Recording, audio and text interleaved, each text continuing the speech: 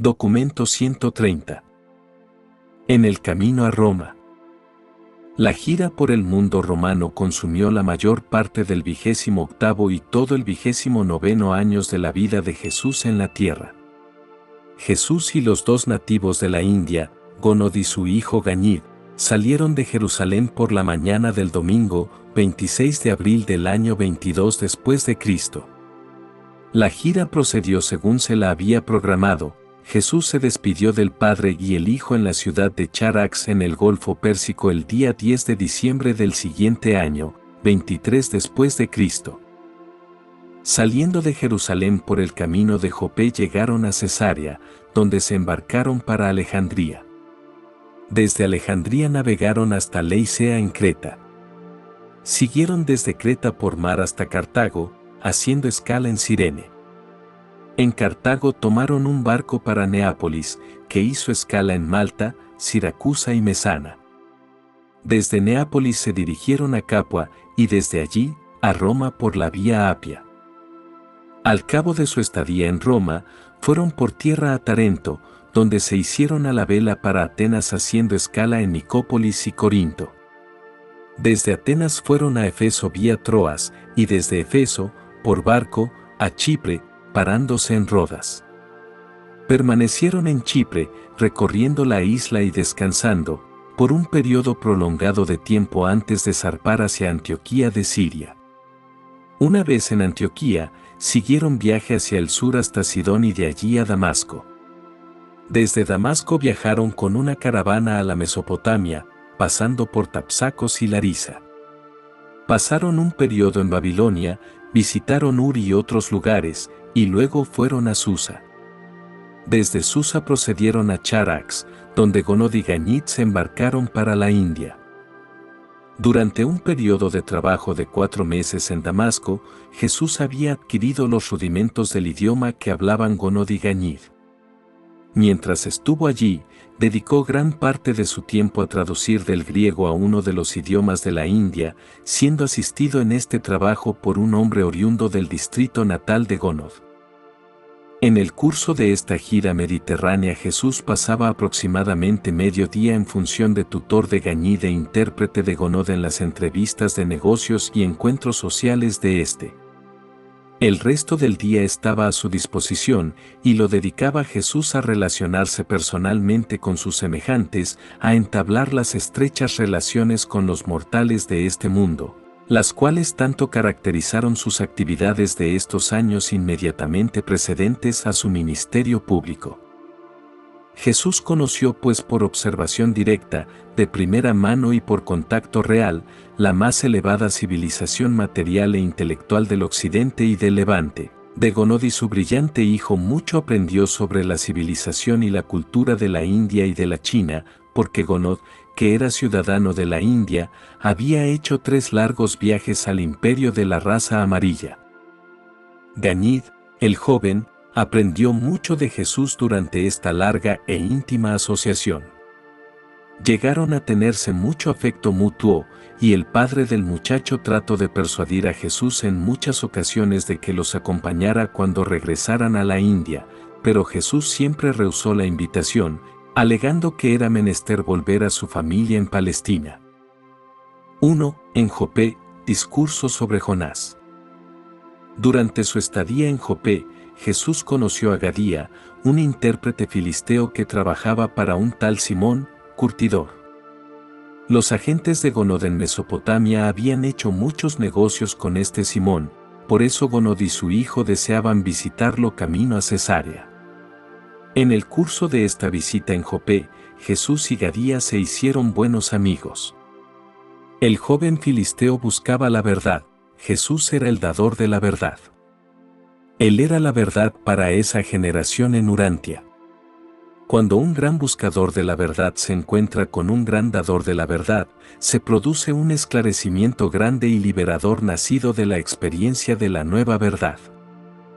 Cierto día cuando, después de la cena, deambulaban Jesús y el joven filisteo por la orilla del mar, Gadía, sin saber que este, escriba de Damasco, era tan versado en las tradiciones hebreas, señaló a Jesús el embarcadero desde el cual supuestamente se había embarcado Jonás en su desafortunado viaje a Tarsis. Al concluir sus comentarios, le preguntó el joven a Jesús: ¿pero crees tú que el gran pez realmente se tragó a Jonás? Jesús percibió que esta tradición había influido tremendamente sobre la vida del joven, y que la contemplación de este episodio le había inculcado la idea disparatada de tratar de escapar al deber. Por lo tanto, Jesús nada dijo que pudiera destruir repentinamente los cimientos de las motivaciones actuales de Gadía para la vida práctica. Al responder a su pregunta, Jesús dijo: amigo mío, todos nosotros somos como Jonás, con una vida que hemos de vivir de acuerdo con la voluntad de Dios. Y cada vez que intentamos escapar al deber que nos impone la vida diaria, fugándonos hacia remotas tentaciones, nos ponemos al instante en las manos de aquellas influencias que no están regidas por los poderes de la verdad ni por las fuerzas de la justicia. Escapar al deber es sacrificar la verdad. Escapar al servicio de la luz y la vida solo puede conducir a esos penosos conflictos con las difíciles ballenas del egoísmo que llevan a la larga a la oscuridad y la muerte, a menos que estos youneses que han abandonado a Dios sepan volver su corazón, aun en los momentos en que se encuentren sumergidos en la más profunda desesperación, en procura de Dios y de su bondad. Y cuando tales almas afligidas buscan sinceramente a Dios, hambrientas de verdad y sedientas de justicia, nada podrá retenerlas más en cautiverio. Sea cual fuere el abismo en el que puedan haber caído, cuando buscan la luz de todo corazón, el Espíritu del Señor Dios del cielo las librará de su cautiverio. Las circunstancias malignas de la vida las arrojarán a la tierra firme de las nuevas oportunidades para un servicio renovado y una vida más sabia. Mucho conmovió a Gadía la lección de Jesús, y siguieron conversando junto a la orilla del mar hasta muy entrada la noche, y antes de irse a sus respectivos albergues, oraron juntos y el uno por el otro. Este mismo Gadía escucharía posteriormente los sermones de Pedro, convirtiéndose en un profundo creyente en Jesús de Nazaret y celebrando cierta noche, en casa de Dorcas, un memorable debate con Pedro. También tuvo Gadía mucho que ver con la decisión final de Simón, el rico mercader de cueros, de abrazar el cristianismo. De acuerdo con el permiso que se nos ha dado, en este relato de la obra personal de Jesús con sus semejantes mortales durante la gira por el Mediterráneo, traduciremos libremente sus palabras a una fraseología corriente usada en Urantia al tiempo de esta presentación. La última visita de Jesús con Gadía tuvo que ver con una discusión sobre el bien y el mal. Este joven filisteo estaba bastante atribulado por la sensación de injusticia que le producía la presencia del mal conviviendo con el bien en el mundo. Decía: ¿cómo puede ser que Dios, si es infinitamente bueno, permita que suframos las penas del mal? Después de todo, ¿quién crea el mal? En aquellos tiempos muchos aún creían que Dios es el creador tanto del bien como del mal, pero Jesús nunca enseñó tal concepto falaz. Al responder a esta pregunta, dijo Jesús: hermano mío, Dios es amor, por tanto, Él debe ser bueno, y su bondad es tan grande y real que no puede contener las cosas pequeñas e irreales del mal. Dios es tan positivamente bueno que absolutamente no hay cabida alguna en él para el mal negativo. El mal es la elección inmadura y el desliz irracional de los que se resisten a la bondad, rechazan la belleza y traicionan la verdad. El mal solo es la inadaptación de la inmadurez o la influencia disociadora y distorsionadora de la ignorancia. El mal es la oscuridad inevitable que pisa los talones del necio rechazo de la luz. El mal es lo tenebroso y lo falso y, si se le abraza conscientemente y se le endosa voluntariamente, se convierte en pecado. Tu Padre Celestial, al dotarte de la facultad de elegir entre la verdad y el error, creó el negativo potencial del camino positivo de la luz y la vida. Pero tales errores del mal son realmente inexistentes hasta el momento en que una criatura inteligente los quiere existir mediante un acto equivocado al seleccionar la manera de vivir. Esos males posteriormente son exaltados a la categoría de pecado por elección consciente y deliberada de esa misma criatura obstinada y rebelde. Es por esto que nuestro Padre Celestial permite que el bien y el mal marchen uno al lado del otro hasta el fin de la vida, así como la naturaleza permite que el trigo y la cizaña crezcan juntos hasta el momento de la siega. Gadía quedó plenamente satisfecho con la respuesta de Jesús a su pregunta. Después de la discusión que mantuvieron, aclaró en su mente el verdadero significado de estas importantes declaraciones. 2. En Cesarea. Jesús y sus amigos se quedaron en Cesarea más tiempo del que esperaban, porque se descubrió que uno de los aspas gigantes del timón de la nave en la que pensaban embarcarse corría peligro de quebrarse. El capitán decidió permanecer en puerto mientras fabricaban una aspa nueva. Y puesto que había escasez de carpinteros hábiles para esta tarea, Jesús se ofreció para ayudar. Por las noches Jesús y sus amigos caminaban por la hermosa muralla que formaba el paseo costanero alrededor del puerto. Gañit se interesó mucho en la explicación de Jesús sobre el sistema de aguas públicas de la ciudad y la técnica por la cual se utilizaban las mareas para lavar las calles y alcantarillas de la ciudad. Mucho impresionó a este joven de la India el templo de Augusto, situado en una elevación y rematado por una estatua colosal del emperador romano. La segunda tarde de su estadía los tres asistieron a una función en el enorme anfiteatro que podía acomodar a 20.000 personas, y esa misma noche fueron a ver un drama griego en el teatro. Fueron estos los primeros espectáculos de este tipo que Gañit jamás había presenciado, y mucho le preguntó a Jesús acerca de ellos. Por la mañana del tercer día visitaron formalmente el palacio del gobernador, porque Cesarea era la capital de Palestina y la residencia del procurador romano. En la posada donde se hospedaban también se alojaba un mercader de Mongolia, y puesto que este hombre del lejano oriente hablaba griego bastante bien, Jesús varias veces conversó con él largamente. Este hombre quedó muy impresionado con la filosofía de la vida de Jesús y nunca olvidó sus sabias palabras: vivir una vida celestial, mientras está en la tierra, mediante la diaria sumisión a la voluntad del Padre Celestial. Este mercader era un taoísta, y por eso había llegado a ser un firme creyente en la doctrina de una deidad universal.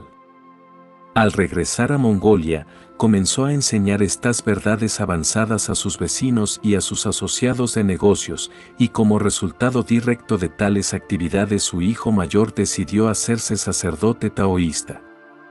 Este joven ejerció una gran influencia al propagar la verdad avanzada durante toda su vida y fue sucedido por un hijo y luego por un nieto, quienes asimismo fueron devotamente leales a la doctrina del Dios único, el supremo gobernante del cielo. Aunque la rama oriental de la Iglesia cristiana primitiva, que tenía su centro en Filadelfia, se atuvo más fielmente a las enseñanzas de Jesús que hicieron los hermanos en Jerusalén, es lamentable que no hubiera un Pedro que fuera a China o un Pablo que viajara a la India, países en los cuales el terreno espiritual por ese entonces era tan favorable para plantar la semilla del nuevo evangelio del reino. Estas mismas enseñanzas de Jesús, tal como fueron sostenidas por los filadelfianos, habrían suscitado en los pueblos asiáticos tan espiritualmente hambrientos el mismo interés inmediato e intenso que suscitaran los sermones de Pedro y Pablo en el oeste. Uno de los jóvenes que cierto día trabajaban con Jesús en la construcción del aspa, se mostró muy interesado en las palabras que él hablaba hora tras hora mientras que trabajaban en el astillero. Al sugerir Jesús que el Padre Celestial se interesaba por el bienestar de sus hijos en la tierra, este joven griego, Anaxando, dijo: «Si los dioses se interesan en mí, ¿por qué no alejan al capataz cruel e injusto que está a cargo de este taller?». Se sorprendió cuando Jesús replicó: «Puesto que conoces los caminos de la amabilidad y valoras la justicia, tal vez los dioses han puesto este hombre equivocado cerca de ti para que le conduzcas por un mejor camino. Tal vez seas tú la sal que ha de hacer a este hermano más agradable para el gusto de todos los demás hombres, es decir, si no has perdido tu sabor».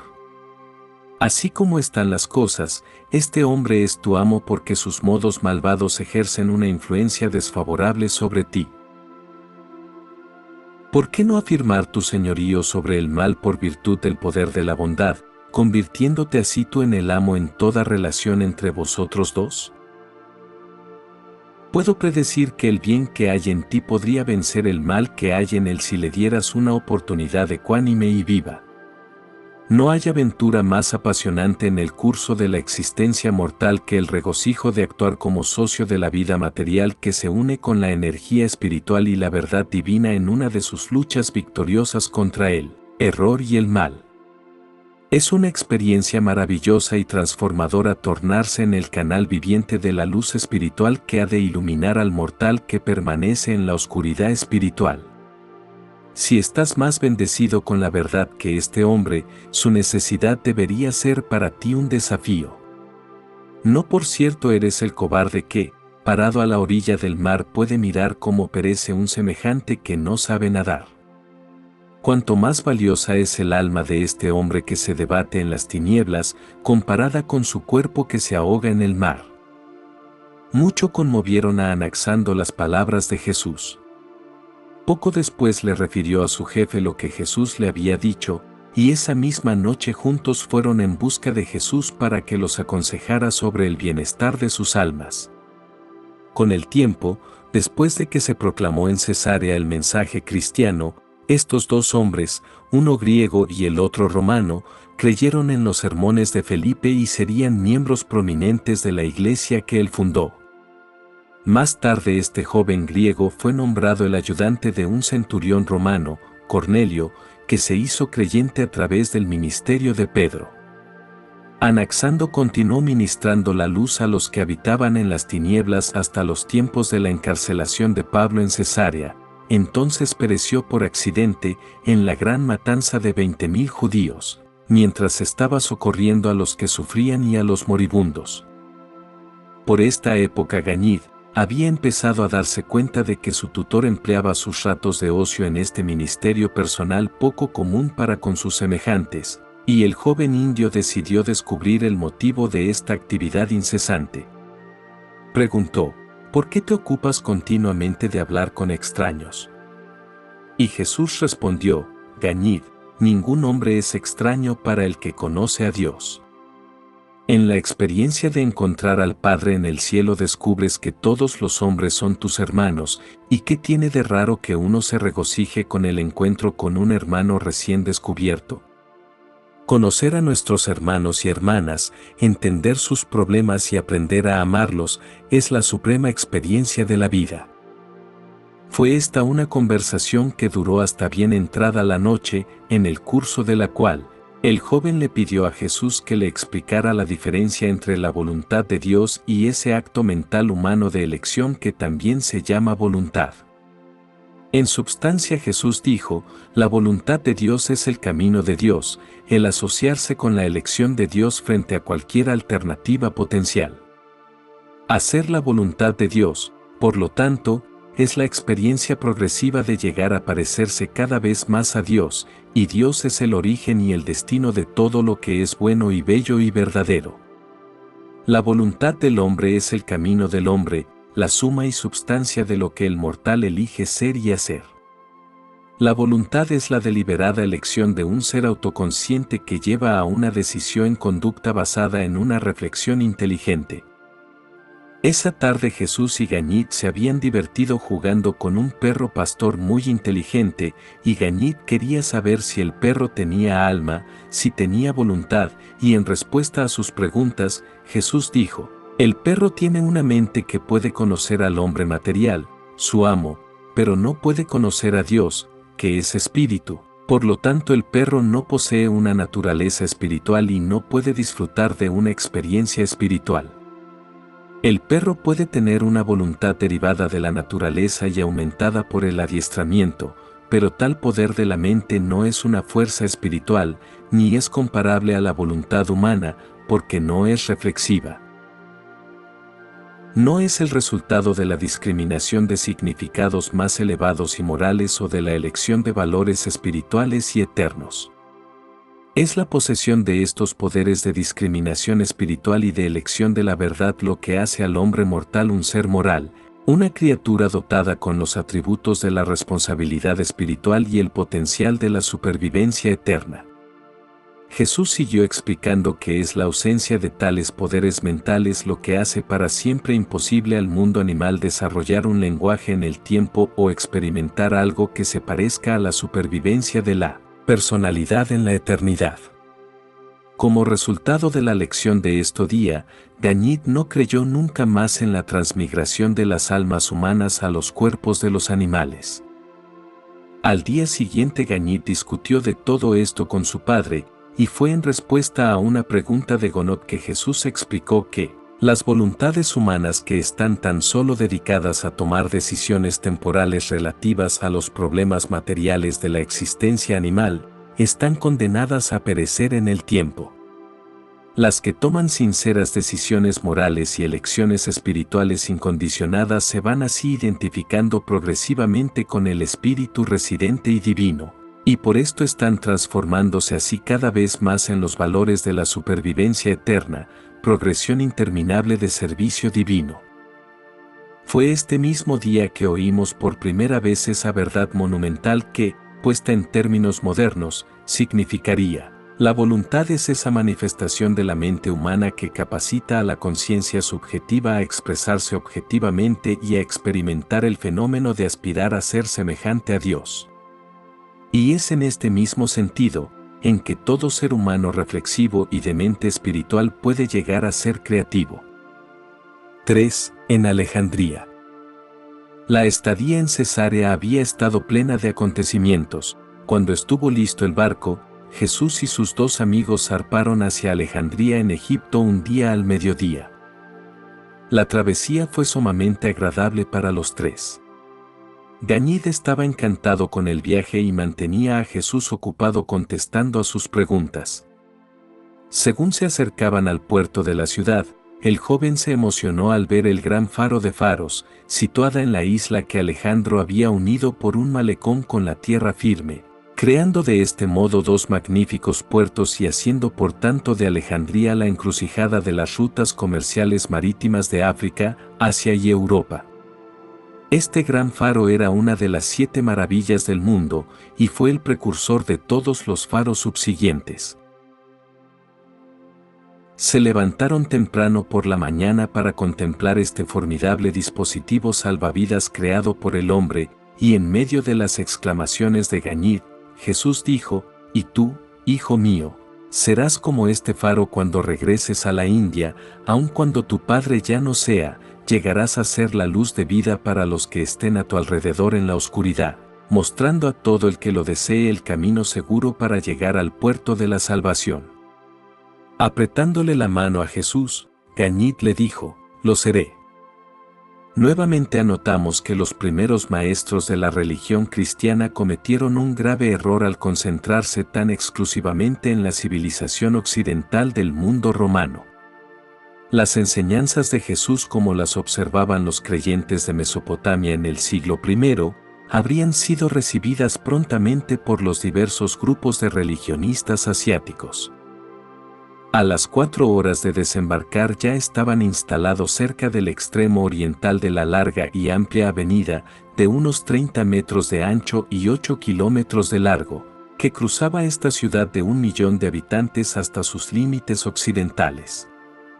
Después de recorrer a vuelo de pájaro las principales atracciones de la ciudad, la universidad, el museo, la biblioteca, el mausoleo imperial de Alejandro, el palacio, el templo de Neptuno, el teatro y el gimnasio, Gonot se dedicó a sus negocios mientras Jesús y Gañit fueron a la biblioteca, la más grande del mundo.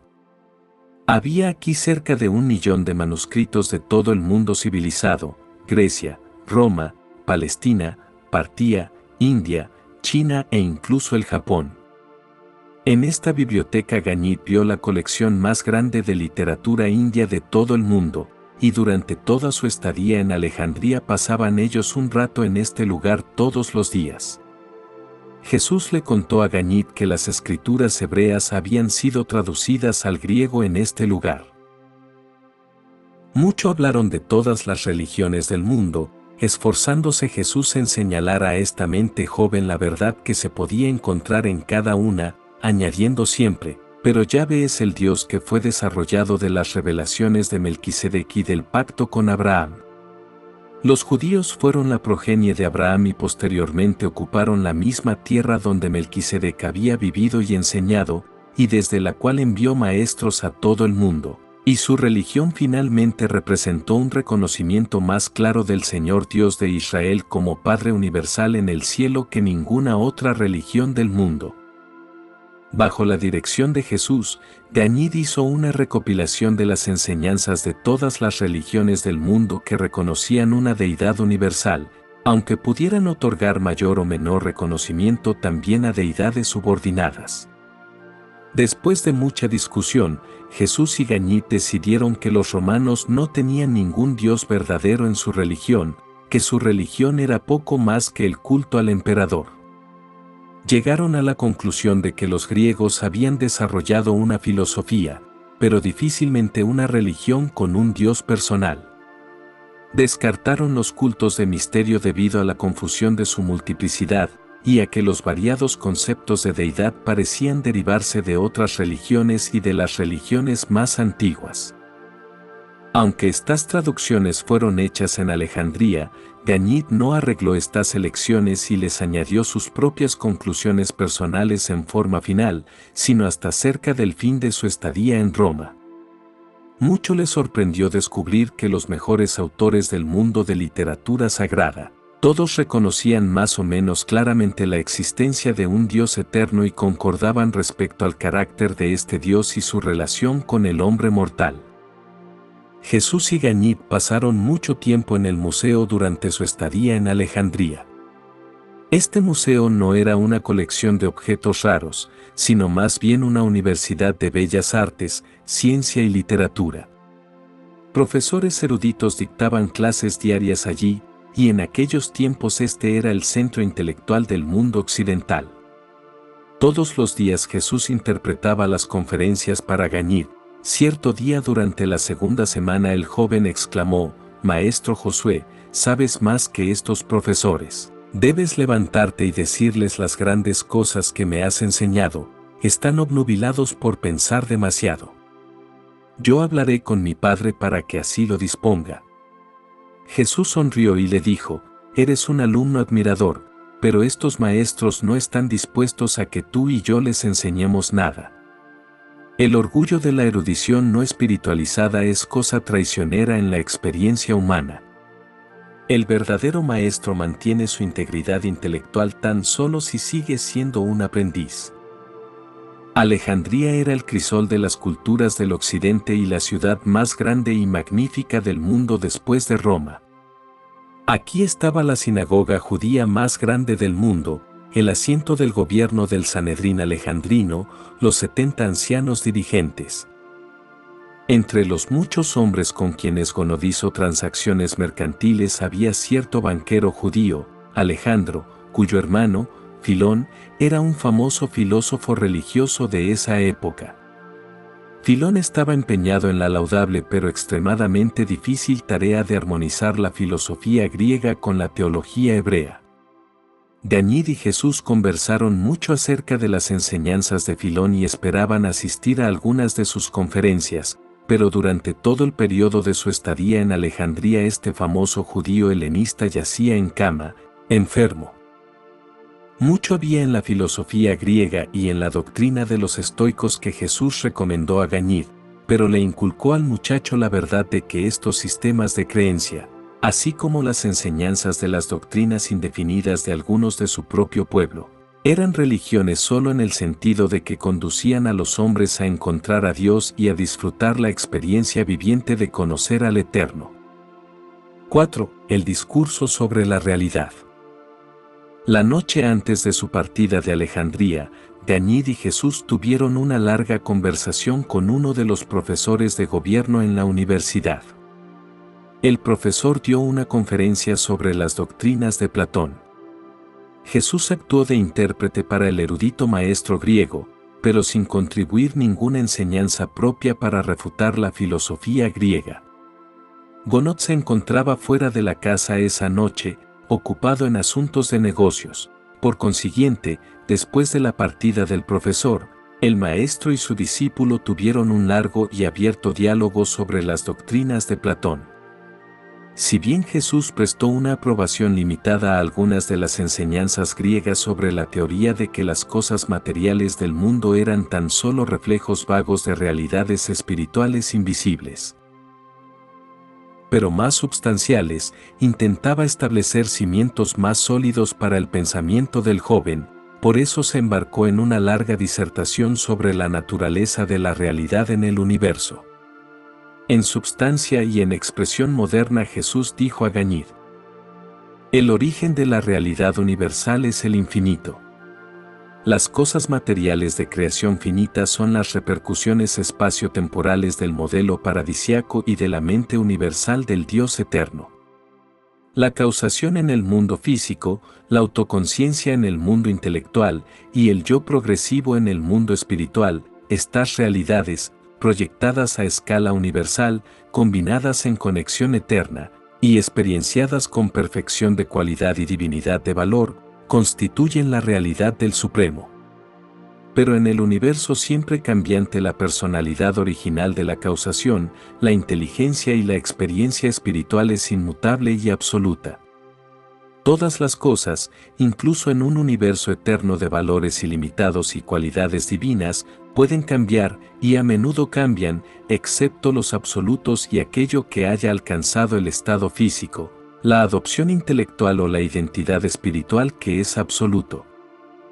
El más alto nivel al cual puede llegar una criatura finita es el reconocimiento del Padre Universal y el conocimiento del Supremo. Aún entonces, tales seres con destino de finalidad siguen experienciando cambios en los movimientos del mundo físico y en sus fenómenos materiales. Asimismo, permanecen conscientes de la progresión del yo en su continua ascensión del universo espiritual y de conciencia cada vez mayor en su apreciación cada vez más profunda del cosmos intelectual y su reacción al mismo. Solo en la perfección, armonía y unanimidad de la voluntad puede la criatura llegar a ser una con el Creador. Y tal estado de divinidad solo se puede alcanzar y mantener mediante el continuo vivir de la criatura en el tiempo y en la eternidad, conformando constantemente su voluntad personal y finita a la voluntad divina del Creador. Siempre debe ser supremo en el alma y dominar en la mente de un hijo ascendente de Dios el deseo de hacer la voluntad del Padre. Jamás podrá un tuerto visualizar la profundidad de la perspectiva. Igualmente no podrán los materialistas científicos tuertos ni los místicos y alegoristas espirituales tuertos visualizar correctamente ni comprender adecuadamente las verdaderas profundidades de la realidad del universo. Todos los valores auténticos de la experiencia de la criatura se ocultan en la profundidad del reconocimiento. La causación sin mente no puede desarrollar lo refinado y lo complejo a partir de lo burdo y lo simple. Tampoco puede la experiencia sin espíritu evolucionar los caracteres divinos de eterna supervivencia a partir de las mentes materiales de los mortales del tiempo. El único atributo del universo que caracteriza de manera tan exclusiva a la deidad infinita es la inacabable dotación creadora de la personalidad que puede sobrevivir en un progresivo logro de la deidad. La personalidad es esa dote cósmica, esa fase de la realidad universal, que puede coexistir con cambios ilimitados y al mismo tiempo conservar su identidad en la presencia misma de todos estos cambios, y para siempre después. La vida es una adaptación de la causación cósmica original a las demandas y posibilidades de las situaciones universales, y llega a existir por medio de la acción de la mente universal y de la activación por la chispa espiritual de Dios que es espíritu. El significado de la vida es su adaptabilidad, el valor de la vida es su capacidad de progresar, incluso hasta las alturas de la conscientización de Dios. La mala adaptación de la vida autoconsciente al universo produce la desarmonía cósmica. La divergencia final de la voluntad de la personalidad a partir de las tendencias de los universos termina en el aislamiento intelectual y la segregación de la personalidad. La pérdida del espíritu conductor residente se sobreviene en forma de cesación espiritual de la existencia. Por consiguiente, la vida inteligente y progresiva es en sí misma y por sí misma prueba incontrovertible de la existencia de un universo con un fin determinado que expresa la voluntad de un creador divino. Y esta vida, en su conjunto, lucha por alcanzar valores más altos, siendo su meta final el Padre Universal. Solo en cuestión de grado es la mente del hombre superior a la del nivel animal, aparte de las ministraciones más elevadas y cuasi espirituales del intelecto. Por lo tanto, los animales, careciendo de la facultad de adoración y de sabiduría, no pueden experimentar la superconciencia, la conciencia de la conciencia. La mente animal solo tiene conciencia del universo objetivo. El conocimiento es la esfera de la mente material o discernidora de los hechos. La verdad es el dominio del intelecto espiritualmente dotado que está consciente de conocer a Dios. El conocimiento se puede demostrar, la verdad se experimenta. El conocimiento es una posesión de la mente, la verdad una experiencia del alma, del yo en progresión. El conocimiento es una función del nivel no espiritual, la verdad es una fase del nivel mental espiritual de los universos. El ojo de la mente material percibe un mundo de conocimiento sobre los hechos, el ojo del intelecto espiritualizado discierne un mundo de valores verdaderos. Estos dos puntos de vista, sincronizados y armonizados, revelan el mundo de la realidad, en el cual la sabiduría interpreta los fenómenos del universo en términos de la experiencia personal progresiva. El error, el mal, es el castigo de la imperfección. Las cualidades de imperfección o los hechos de una falsa adaptación se revelan en el nivel material mediante la observación crítica y el análisis científico, en el nivel moral, por la experiencia humana. La presencia del mal constituye la prueba de las imprecisiones de la mente y de la falta de madurez del yo evolutivo. El mal es, por lo tanto, también una medida de la imperfección en la interpretación del universo. La posibilidad de cometer errores es inherente a la adquisición de la sabiduría, el esquema de progreso desde lo parcial y lo temporal a lo completo y lo eterno, desde lo relativo e imperfecto a lo final y perfeccionado. El error es la sombra del estado relativo de lo incompleto, que necesariamente debe caer sobre la senda ascendente universal del hombre hacia la perfección del paraíso. El error, el mal, no es una cualidad real en el universo, es simplemente la observación de una relatividad en el hecho de que la imperfección de lo finito y los niveles ascendentes del Supremo y el Último están relacionados. Aunque Jesús dijo todo esto al joven en el idioma más apropiado para su comprensión, al fin de la exposición Gañit tenía los párpados pesados y pronto cayó presa del sueño. A la mañana siguiente se levantaron temprano para subir al barco rumbo a Leicea en la isla de Creta. Pero antes de embarcarse, el mancebo aún tenía otras preguntas por hacer acerca del mal, a las cuales Jesús replicó. El mal es un concepto de la relatividad. Surge de la observación de las imperfecciones que aparecen en la sombra proyectada por un universo finito de cosas y seres a medida que tal cosmos oscurece la luz viviente de la expresión universal de las realidades eternas del único infinito. El mal potencial es inherente al estado necesariamente incompleto de la revelación de Dios como expresión espacio-temporalmente limitada de la infinitud y la eternidad. El hecho de lo parcial en presencia de lo completo constituye la relatividad de la realidad, crea la necesidad de la elección intelectual y establece niveles de valor de reconocimiento y respuesta espiritual. El concepto incompleto y finito del infinito mantenido por la mente temporal y limitada de la criatura es, en sí mismo y por sí mismo, mal potencial. Pero el error cada vez más amplio de la deficiencia injustificada en una rectificación espiritual razonable de estas desarmonías intelectuales e insuficiencias espirituales originalmente inherentes, equivale a la realización del mal actual, es decir, el mal ya no potencial. Todos los conceptos estáticos, muertos, son potencialmente malignos. La sombra finita de la verdad relativa y viviente está en continuo movimiento. Los conceptos estáticos invariablemente atrasan la ciencia, la política, la sociedad y la religión. Los conceptos estáticos pueden representar cierto conocimiento, pero les falta sabiduría y están desprovistos de verdad. Pero no permitas que el concepto de relatividad tanto te desoriente que no puedas reconocer la coordinación del universo bajo la guía de la mente cósmica y su control estabilizado por la energía y el espíritu del Supremo. 5. En la isla de Creta. Los viajeros no tenían más que un propósito al ir a Creta, y ese era distraerse, pasear por la isla y escalar las montañas. Los cretenses de esa época no disfrutaban de una reputación envidiable entre los pueblos vecinos.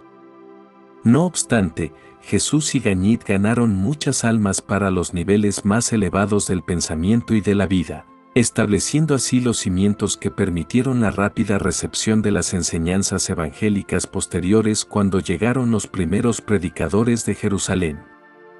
Jesús amaba a estos cretenses, pese a las duras palabras con que Pablo más tarde se referiría a ellos, cuando posteriormente envió a Tito a la isla para reorganizar sus iglesias. En las montañas de Creta, tuvo Jesús su primera larga conversación con Gonot sobre la religión. Y el padre quedó muy impresionado, diciendo: «No me extraña que el chico crea todo lo que le dices, pero yo no sabía que existiese tal religión en Jerusalén, mucho menos en Damasco». Fue durante la estadía en la isla cuando Gonot por primera vez propuso a Jesús que fuera con ellos a la India, y Gañid estaba encantado con el pensamiento de que Jesús pudiera consentir a tal arreglo. Cierto día, al preguntarle Gañid a Jesús por qué no se dedicaba a enseñar públicamente, le respondió: «Hijo mío, todo ha de aguardar su hora. Naces en el mundo, pero no hay ansiedad ni manifestación de impaciencia capaces de hacerte crecer. En todos estos asuntos hay que darle tiempo al tiempo. Solo el tiempo madurará la fruta verde en el árbol. Una estación sucede a la otra, y el atardecer sigue al amanecer solo con el paso del tiempo. Ahora estoy yo camino a Roma con tu padre y contigo, y eso es suficiente por hoy. Mi mañana está totalmente en las manos de mi Padre en el cielo». Y procedió Jesús luego relatándole a Gañid la historia de Moisés y de sus 40 años de vigilante espera y continua preparación. Una cosa sucedió en una visita a Buenos Puertos que Gañid nunca olvidó. El recuerdo de este episodio siempre le hacía desear que pudiera hacer algo para cambiar el sistema de castas de su India natal. Un ebrio degenerado estaba atacando a una joven esclava en la carretera pública. Al ver Jesús el apuro de la muchacha, se abalanzó hacia ellos, rescatando a la doncella del asalto del loco. Mientras la niña empavorecida se hacía de él, Jesús mantenía al hombre enloquecido a una distancia prudencial con su poderoso brazo derecho extendido, hasta que el pobre tipo quedó poco a poco agotado de tanto lanzar golpes furiosos en el aire. Gañid sentía un fuerte impulso de ayudar a Jesús en manejar este incidente, pero su padre se lo prohibió. Aunque no hablaban el idioma de la muchacha, ella podía entender su acto de misericordia y manifestó claramente su gratitud de alma mientras los tres la acompañaban hasta su casa. Fue este tal vez lo más parecido a un tropiezo personal con un semejante que Jesús hubiera tenido a lo largo de toda su vida en la carne. Pero esa tarde le costó bastante hacerle entender a Gañid por qué no había golpeado al borracho. Según Ganner hubiera sido justo golpear a este hombre por lo menos tantas veces como había golpeado a la joven. 6. El joven que tenía miedo. Mientras estaban en las montañas, Jesús tuvo una larga conversación con un joven que estaba temeroso y abatido. No pudiendo encontrar consuelo y coraje en la relación con sus semejantes, este joven había buscado la soledad de las colinas, había crecido con un sentimiento de desamparo e inferioridad. Estas tendencias naturales se habían visto acrecentadas por las numerosas circunstancias difíciles que el muchacho había experimentado al crecer, especialmente la pérdida de su padre cuando el niño contaba 12 años de edad. Al encontrarse, Jesús le dijo: «Saludos, amigo mío, ¿por qué tan triste en un día tan hermoso? Si algo ha pasado para afligirte, tal vez pueda yo ofrecerte alguna ayuda. En todo caso, es para mí un placer ofrecer mis servicios».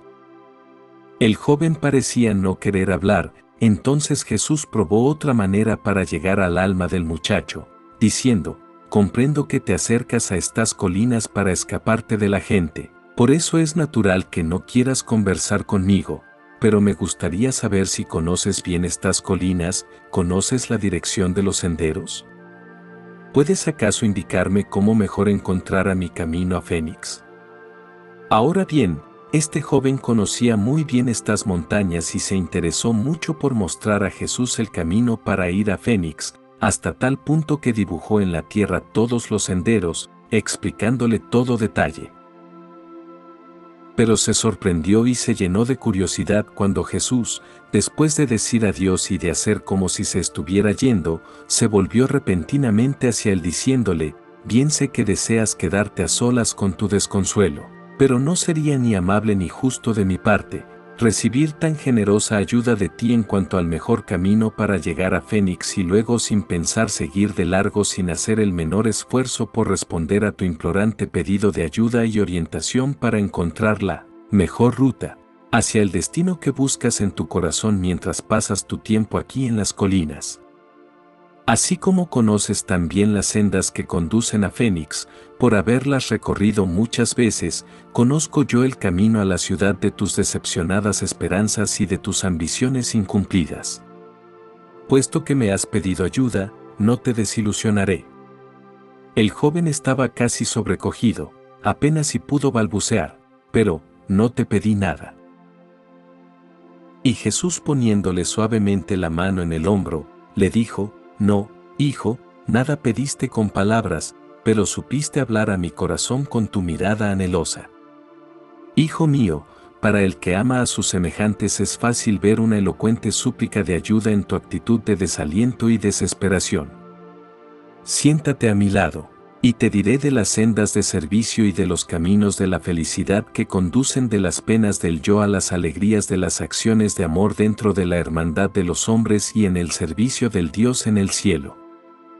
Ya a esta altura el joven sentía muchos deseos de hablar con Jesús y cayó a sus pies de rodillas implorando a Jesús que lo ayudara, que le mostrara el camino para escapar de su mundo de pena y derrota personales. Jesús le dijo: «Amigo mío, levántate. Ponte de pie como un hombre. Puede que te rodeen enemigos insignificantes y que muchos obstáculos obstruyan tu marcha, pero las grandes cosas y las cosas reales de este mundo y del universo están de tu parte. El sol sale todas las mañanas para saludarte a ti como al hombre más poderoso y próspero de la tierra. Mira, tienes un cuerpo fuerte y músculos poderosos, tu físico es mejor que el del hombre promedio. Por supuesto, prácticamente no sirve para nada mientras te quedes sentado aquí en las montañas, lamentándote de tus infortunios, reales o inventados. Pero podrías hacer grandes cosas con tu cuerpo si te apuraras a donde hay grandes cosas por hacer. Tratas de huir de tu ser infeliz, pero eso no puede ocurrir. Tanto tú como tus problemas del vivir son reales, no podrás escapar de ellos mientras estés vivo. Pero, piensa otra vez, verás que tu mente es clara y capaz. Tu cuerpo robusto tiene una mente inteligente que lo dirige. Pon tu mente a trabajar para resolver sus problemas, enseña a tu intelecto a que trabaje para ti, no te dejes más dominar por el temor, como si fueras un animal que no piensa. Tu mente debe ser tu aliado valiente para la solución de los problemas de tu vida en vez de ser tú, como lo has sido, su abyecto esclavo atemorizado, siervo de la depresión y la derrota. Pero lo más valioso de todo, tu potencial para el logro verdadero, es el espíritu que vive dentro de ti, que estimulará e inspirará tu mente para que se controle a sí misma y activa tu cuerpo. Si lo liberas de las cadenas del temor, permitiendo así que tu naturaleza espiritual comience a liberarte de los males de la inacción mediante el poder presencia de la fe viviente. Verás entonces que esta fe derrotará el miedo a los hombres mediante la presencia apremiante del nuevo y todo dominante amor por tus semejantes que pronto llenará tu alma hasta rebasarla gracias a la conciencia que habrá nacido en tu corazón de que eres un hijo de Dios. Este día, hijo mío, renacerás, restablecido como hombre de fe, coraje y dedicado servicio al hombre, para la gloria de Dios. Y cuando te hayas reajustado así con la vida dentro de ti, también te habrás reajustado con el universo, habrás vuelto a nacer del Espíritu, y de ahí en adelante toda tu vida será de logro victorioso. Los problemas aumentarán tu vigor, la desilusión te servirá de acicate, las dificultades serán un desafío, los obstáculos, un estímulo. Levántate pues, joven. Dile adiós a la vida de terrores humillantes y de evasiva cobardía. Corre, regresa al deber y vive tu vida en la carne como un hijo de Dios, como un mortal dedicado al servicio ennoblecedor del hombre en la tierra, destinado al excelso y eterno servicio de Dios en la eternidad. Este joven, Fortunato, se convertiría posteriormente en el líder de los cristianos en Creta y el íntimo asociado de Tito en su labor de elevación de los creyentes cretenses. Los viajeros se sentían refrescados y realmente descansados cuando al mediodía de cierto día se dispusieron a zarpar hacia Cartago, al norte de África. Hicieron una escala de 2 días en Cirene. Fue aquí donde Jesús y Gañit le prestaron servicios de primeros auxilios a un mancebo llamado Rufo que había resultado lesionado por la rotura de una carreta de bueyes cargada. Lo llevaron a la casa de su madre, y su padre, Simón, jamás podría haber imaginado que el hombre cuya cruz él cargaría en el futuro por orden de un soldado romano era el mismo extranjero que cierta vez le ofreciera amistad a su hijo. 7. En Cartago, el discurso sobre el tiempo y el espacio. La mayor parte del tiempo en ruta hacia Cartago, Jesús conversó con sus compañeros de viaje sobre temas sociales, políticos y comerciales, casi nada se dijo sobre religión. Por primera vez Gonod y Gañit descubrieron que Jesús era un buen narrador y le mantuvieron ocupado contándoles anécdotas de su vida en Galilea. También se enteraron que él se había criado en Galilea y no en Jerusalén ni en Damasco. Cuando Gañit, habiendo notado que la mayoría de las personas con quienes se encontraban por casualidad se sentían atraídas por Jesús, preguntó qué podía hacer uno para ganar amigos, su maestro le dijo: interésate por tus semejantes, aprende a amarlos y aguarda la oportunidad de hacer algo por ellos, algo que está seguro de que ellos lo quieren, y luego citó el antiguo proverbio judío: un hombre que quiere tener amigos debe mostrarse amistoso. En Cartago tuvo Jesús una larga conversación memorable con un sacerdote mitraísta sobre la inmortalidad, sobre el tiempo y la eternidad. Este persa se había educado en Alejandría y realmente deseaba aprender de Jesús. Puesto en palabras de hoy, he aquí en sustancia lo que Jesús respondió a sus muchas preguntas. El tiempo es la corriente de los acontecimientos temporales percibidos por la conciencia de la criatura. Tiempo es un nombre dado al orden de sucesión por el cual los eventos se reconocen y segregadan. El universo del espacio es un fenómeno relacionado con el tiempo siempre y cuando se le observe desde cualquier posición interior, fuera de la morada fija del paraíso. El movimiento del tiempo solo se revela en relación con algo que no se mueve en el espacio, como un fenómeno temporal. En el universo de universos, el paraíso y sus deidades trascienden tanto el tiempo como el espacio. En los mundos habitados, la personalidad humana, habitada y orientada por el espíritu del Padre del Paraíso, es la única realidad físicamente relacionada que puede trascender la secuencia material de los eventos temporales. Los animales no perciben el tiempo como lo hace el hombre, e incluso para el hombre, debido a su visión seccional y circunscrita, el tiempo aparece como una sucesión de acontecimientos, pero según el hombre asciende, según progresa hacia adentro, la visión en aumento de esta procesión de acontecimientos es tal que cada vez más se la discierne en su totalidad.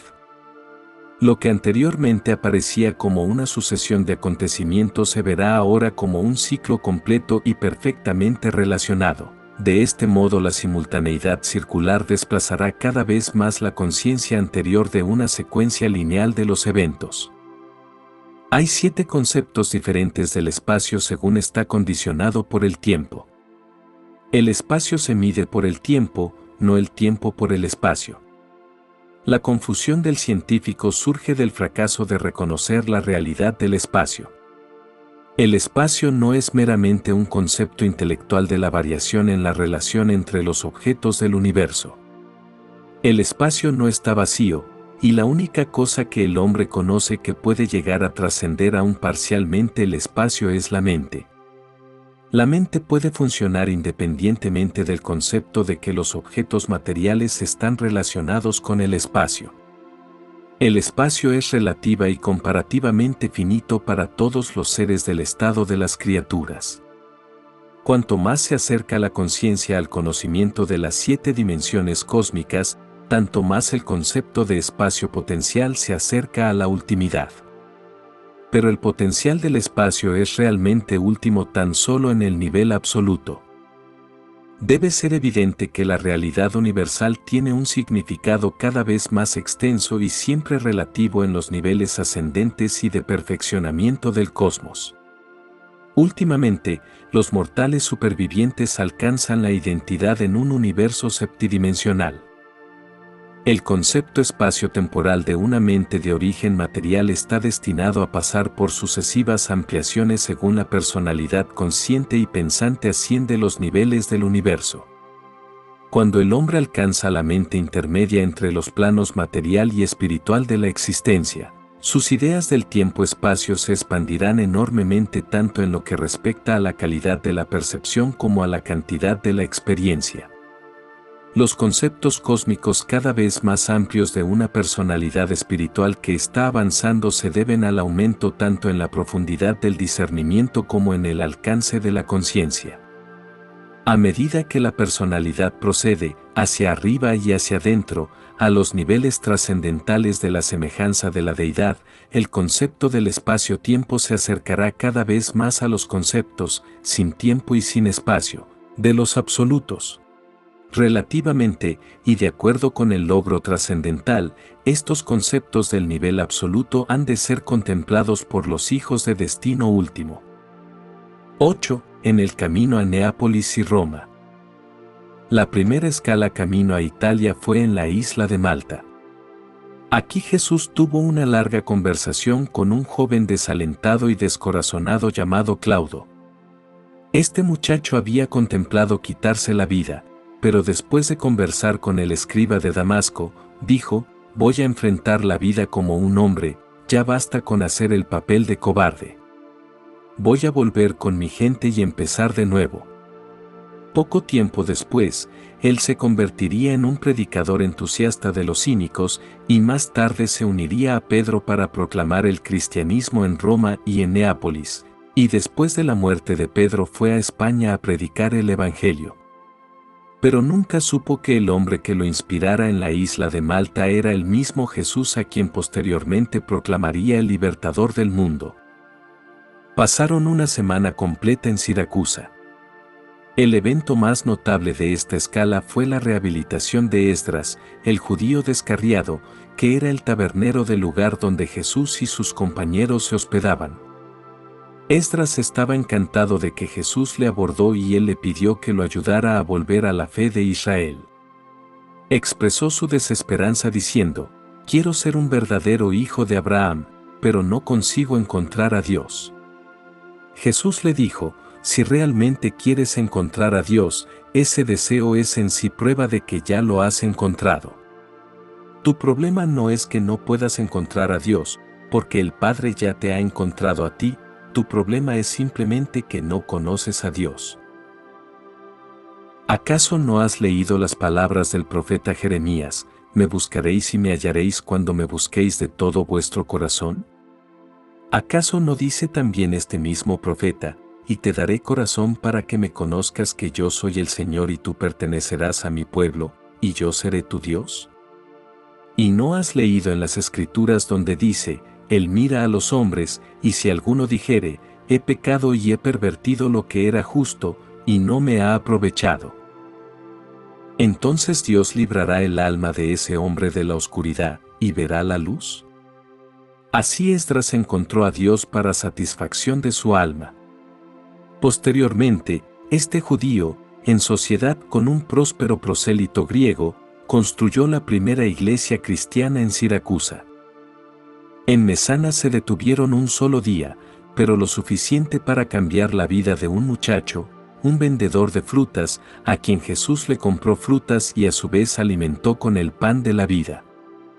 El muchacho no olvidaría jamás las palabras de Jesús y la bondadosa mirada que las acompañó cuando, apoyando la mano sobre el hombro del muchacho, le dijo, «Adiós, hijo mío, sé valiente mientras te haces hombre, y después de alimentar el cuerpo aprende también a alimentar el alma. Mi Padre que está en el cielo estará contigo y te guiará». El muchacho se hizo devoto de la religión mitraica y posteriormente se convirtió a la fe cristiana. Finalmente llegaron a Neápolis, ya sintiendo que se estaban acercando a su destino final, Roma. Gonot tenía muchas transacciones de negocios en Neápolis, y aparte del tiempo en que Jesús era necesitado como intérprete, él y Gañit dedicaban los ratos libres a visitar y explorar la ciudad. Gañit se estaba haciendo adepto en detectar a aquellos que parecían necesitar ayuda. Encontraron mucha pobreza en esta ciudad y distribuyeron muchas limosnas. Pero Gañit nunca comprendió el significado de las palabras de Jesús cuando, después de darle una moneda a un mendigo, se negó a detenerse y consolar al hombre. Jesús dijo, ¿por qué gastar palabras con los que no pueden percibir el significado de lo que dices? El Espíritu del Padre no puede enseñar y salvar a alguien que no tiene capacidad para la filiación. Lo que Jesús quiso decir era que el hombre no era de mente normal, que carecía de la facultad de reacción a la guía espiritual. No ocurrió ninguna experiencia especial en Neápolis. Jesús y el joven recorrieron toda la ciudad, repartiendo buenos augurios y sonrisas a cientos de hombres, mujeres y niños. De aquí siguieron hacia Roma por el camino de Capua, donde permanecieron 3 días antes de seguir viaje. Por la vía Apia anduvieron a buen paso junto a sus animales de carga en dirección a Roma, ansiosos los 3 de ver esta reina del imperio y la ciudad más grande del mundo. Gracias por escucha Urantia.